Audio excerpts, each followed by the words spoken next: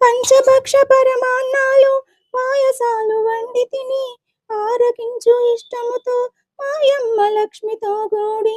పంచభక్ష పరమాన్నాలు పాయసాలు వండి తిని ఆరగించు ఇష్టముతో మాయమ్మ లక్ష్మితో గూడి.